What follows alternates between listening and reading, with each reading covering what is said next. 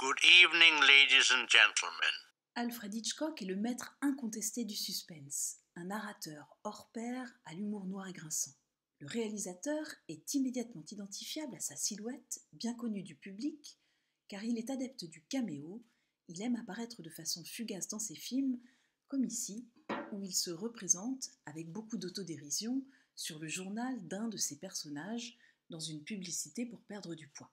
Je suis entrée dans l'univers d'Hitchcock en découvrant sa série Alfred Hitchcock présente, une série en noir et blanc réalisée dans les années 50 aux États-Unis et diffusée en France à la fin des années 80. Je ne résiste pas au plaisir de partager avec vous le générique de la série, dont la musique fera sans doute vibrer vos parents s'ils sont à peu près de ma génération.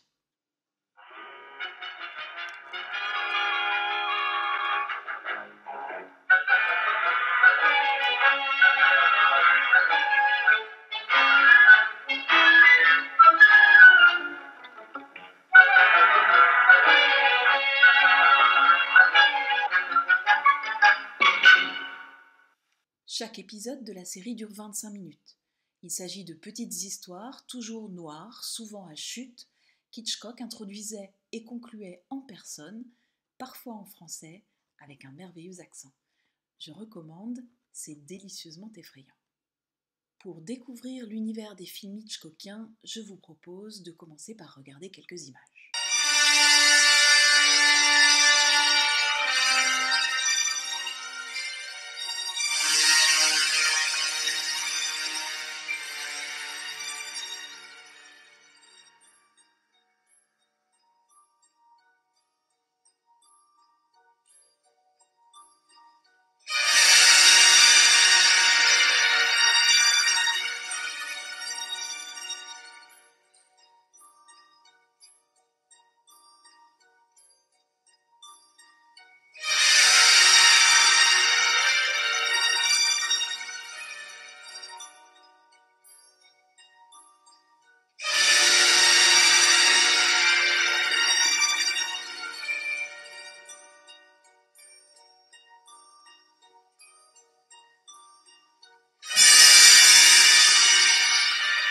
Hitchcock est très productif et extrêmement créatif.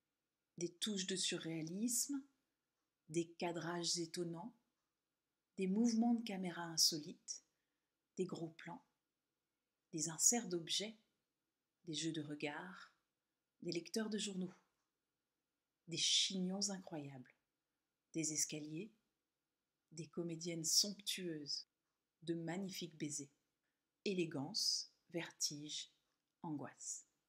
Certains de ces films sont mythiques et certaines scènes ont marqué des générations d'amateurs cinématographiques.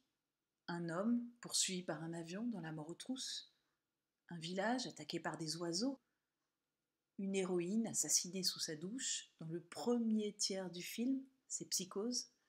Hitchcock joue de la façon la plus créative avec ses spectateurs pour faire monter le suspense. Le film d'Hitchcock que je voudrais vous recommander pour terminer le chapitre sur la poésie, où nous avons beaucoup regardé par la fenêtre, s'intitule Fenêtre sur cour. C'est un film de 1954.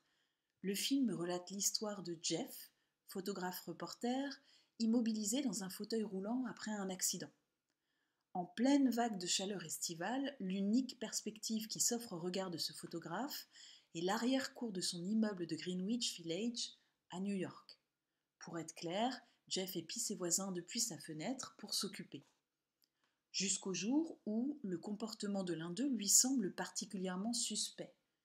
A-t-il raison de le suspecter ou la folie gagne-t-elle cet homme immobilisé et enfermé ? Le génie d'Hitchcock, c'est qu'on ne voit jamais la cour d'un autre angle que pourrait le voir le héros. Le spectateur devient le héros et sa fenêtre devient l'écran de cinéma. Claude Chabrol et Éric Rohmer diront « Un homme regarde et attend, pendant que nous regardons cet homme et attendons ce qu'il attend. » Pour conclure, je vous livre une des phrases publicitaires imaginées par Hitchcock pour lancer le film. Si vous n'éprouvez pas une délicieuse terreur en voyant Fenêtre sur cour, pincez-vous, vous êtes probablement déjà mort.